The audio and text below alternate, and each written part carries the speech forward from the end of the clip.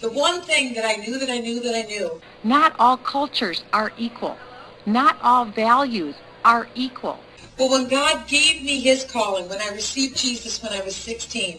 When you see the administration appoint czars, car czars, wage czars, there's over 20 czars that have been appointed. And what do those czars do?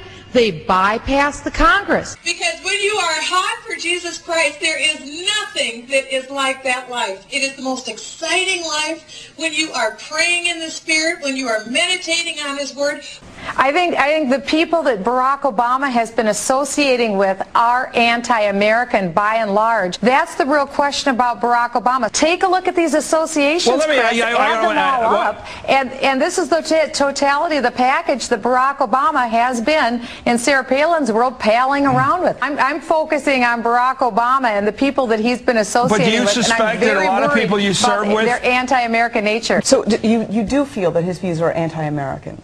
I feel his views are concerning, and I'm calling on the media to investigate them. I'm not saying that his views are anti-American. That was a misreading of what I said. Take a look at these associations, Chris, add them all up, and this is the totality of the package that Barack Obama has been, in Sarah Palin's world, palling around with. I'm not saying that his views are anti-American. That was a misreading of what I said. You believe that Barack Obama may, you're suspicious because of this relationship, may have anti-American views. Otherwise, it's probably irrelevant to this discussion. So absolutely. You believe it brings in the, so you believe that Barack Obama may have anti-American? Yeah, absolutely. I'm very concerned that he may have anti-American views. That's what the American people are concerned about. The economist in question is John Riley. And what he's calling bullpucky on is the fact that Republican leaders like Senator Mitch McConnell and Congressman John Boehner have cited his study in order to make the claim that President Obama's cap-and-trade global warming plan would cost American families an extra $3,100 a year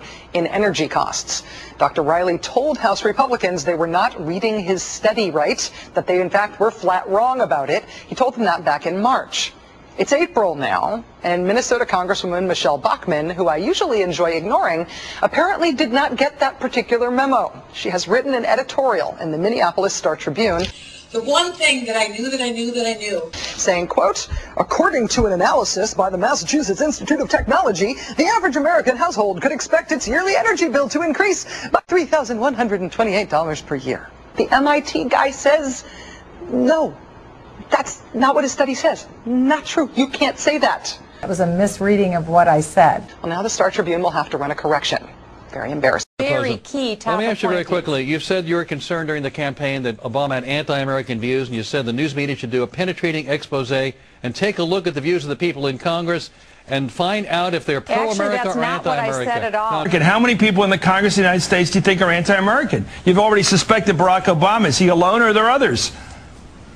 How many do you suspect of your colleagues as being anti-American? What I would say is that the news media should do a penetrating expose and take a look. I wish they would. I wish the American media would take a great look at the views of the people in Congress and find out, are they pro-America or anti-America? Actually, that's not what I said.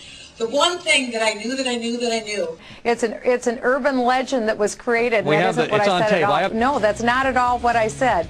The one thing that I knew that I knew that I knew is an organization that has their beliefs, and they gave Patty Wetterling money. How do you get from point A, we're contributing to Patty Wetterling's campaign, to she wants to sit down with Osama bin Laden and go after the Peace Pact believes that, and Patty has put that herself in 2 debates, that that's what we should do. I'm sorry, Michelle, but you're making that up.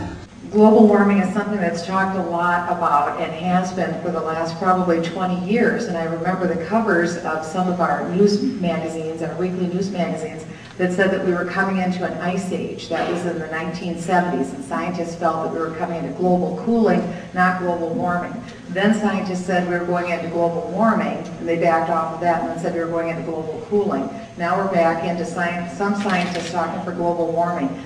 I don't think that it has been established yet as a fact that global warming is the issue of the day. And I think that at this point, one thing that we need to do is look at the science.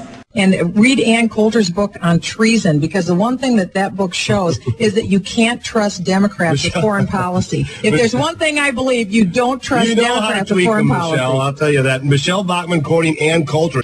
FDR applied just the opposite formula, the Hoot-Smalley Act. In the news again for some controversial comments she made, trying to suggest that there was a link between swine flu and Democrats. I find it interesting that it was back in the 1970s that the swine flu broke out then under another Democrat president, Jimmy Carter, and I'm not blaming this on President Obama. I just think it's an interesting coincidence.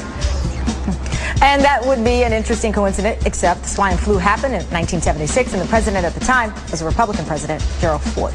You said the news media should do a penetrating expose and take a look at the views of the people in Congress and find out if they're pro-America or anti-America. Actually, that's not what I said at all. What I would say is that the news media should do a penetrating expose and take a look at the views of the people in Congress and find out, are they pro-America or anti-America? The one thing that I knew that I knew that I knew. Actually, that's not what